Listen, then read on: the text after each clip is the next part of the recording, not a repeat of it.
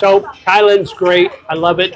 It may be on your bucket list to move here or to stay long term, but there are some things that you need to be aware of that might not make Thailand the ideal or perfect place for you to land. We'll talk about that. We'll do it right now. Are you ready? Let's go. Okay, let's go.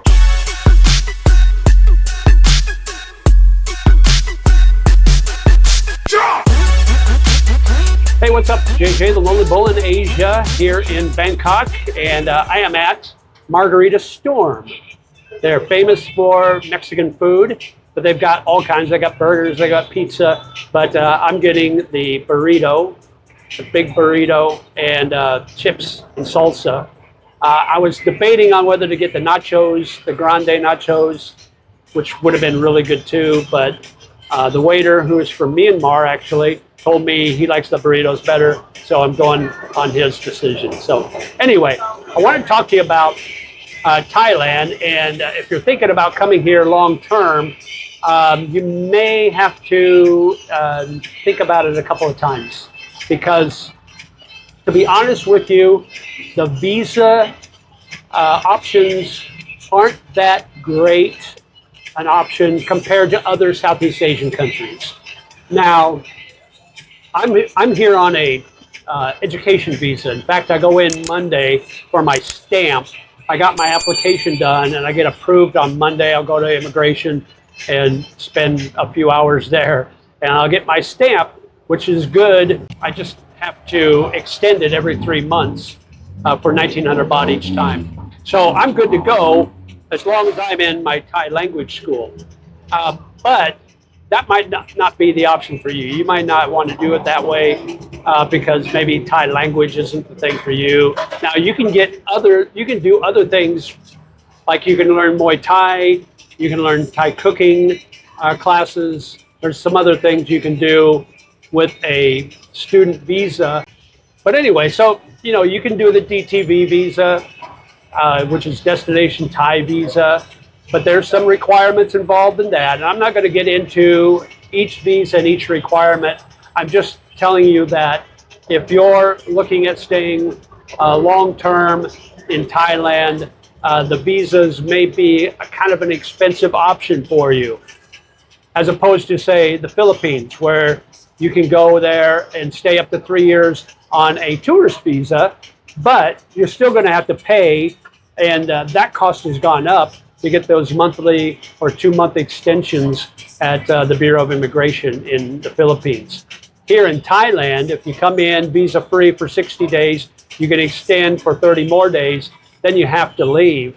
Now, people are doing that and they're coming and going, but Thailand immigration will look closely at your the extent of time that you stay here and how long you've been out of the country before you come back. And really, legally, I guess, technically, you're only allowed 180 days to stay in the country in any calendar year on one of those tourist visas. Now, you can try to get away with staying longer or coming back and doing those border runs, so to speak, but you're taking a chance, especially if you decide that you want to sign a lease, 6 or 12-month lease for a condo in Bangkok or anywhere in Thailand, and you're doing it on a tourist visa. Now, the condo is not going to care what kind of visa you're on. They'll sign the lease. They'll give you the lease as long as you're paying. But it's immigration that you have to be aware of coming back and forth, because you don't know for sure that you're going to get back in. And if you don't get back in, then what do? You're kind of stuck with that lease, paying for a condo that you're not in. So those are some of the things that you might not be aware of.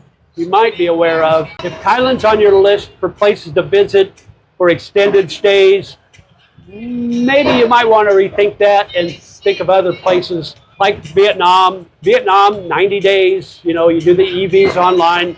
Costs you $25 for a single entry, $50 for multiple entry. You can stay up to 90 days, then you can leave, but you can turn around, come right back on another visa, another 90 days, and stay another 90 days. And you can do that as many times as you want, and they're never going to ask any questions about it. Like I said before, the Philippines, really easy, but it's a little costly now. The cost to extend those visas every 30 days have gone up significantly, and there's other charges that are involved once you stay more than those first 59 days. Then they start charging other things. So you have to be kind of cognizant of what each country has as far as requirements and ease of staying, extended stays on a tourist visa. Cambodia is another thing you might want to look into. I've heard good things about that. Laos, I don't know anything about Laos. You might check that out. I would stay away from Myanmar because of the problems they're having there. How about Malaysia? Malaysia might be an option for you. Check all those places before you make a decision. If you're not planning on forking out the money for a retirement visa or for any other sort of visa that's going to cost you a lot of money, if you're just looking to stay extended time in a country and just enjoy that country for 90 days or more, I would look around a little bit if you're talking about Southeast Asia. All right. So I just wanted to make you aware of those things, I guess. Yeah, we're in a busy part. We're on just Sukhumvit 13 or Soi 13. So we're right between the Asok station and the Nana station. So we're basically, actually, we're probably a little closer to Nana than we are to Asok. But basically, we're right in the middle. And there's a lot of things happening around here. A lot of people walking around. This is about 5 in the evening, so people are getting off work. Things are starting to happen. It's an exciting time. It's an exciting place because you're right at the cusp of that adult entertainment area. But this is called Margarita Storm, and it's really good food, and I'm just really excited to get my food.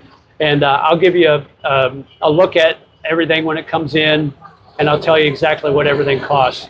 Right now, happy hour. So I got my Tiger bottle, 99 baht. It was about $3. I tried to get a draft, but they're all out of draft beer. They're all out of pints. So I couldn't get that because I normally could get a draft pint for 99 baht, but they don't have that. So I had to settle for a Tiger bottle, but it is what it is. So let me show you what we got for food. All right, here's my food. So I got chips and salsa. I got this beef burrito.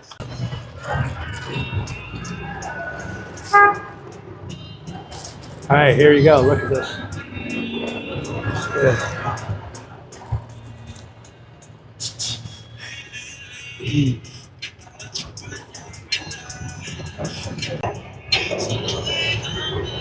Now that's a burrito. I've been jonesing for some Mexican food for a long time, so I got some. So I'll tell you how much that costs. Okay, got my bill. So for the fresco burrito, that came to 335 baht. The Tiger bottle was 99 baht. So the total is 434, but 10% service charge, which is 43, a little over 43 baht. That's for their tip. And then a VAT tax is 7%, which was a little over 33 baht. So the grand total of 511 baht. So about $15. So yeah, you're going to say, oh, that's really high. I can get that in the States. Yeah, you probably can. But that's just one example of the cost of food here in Thailand. If I wanted to, I could eat for 1/3 that price easily, 1/4, 1/5 that price easily. But I just felt like I wanted to get some Mexican food today, and I was willing to pay a little bit more. If you can't afford to pay a little more on occasion, then eat cheap all the time. But once in a while, I like to splurge. So there you go. Put in the comments what you think. And by the way, I give it a 8.5 out of 10 for the service quality, the taste. The only thing I would cut back on a little bit, I didn't have any really good spicy salsa. The salsa I got with my chips was pretty bland, pretty mild. And then I got some really hot sauce, which was kind of hot, but no flavor to it. So I would say that was the only drawback. Other than that, everything was good. So comment below, make sure you like, share, and subscribe. Make sure you hit that notification bell too. That way you get notified when I post new videos. And if you're a member, I always post the videos first to the memberships for them to see first before it goes public for everybody else. So as always, live life, my friend. We'll talk to you again soon. Take care. Bye-bye.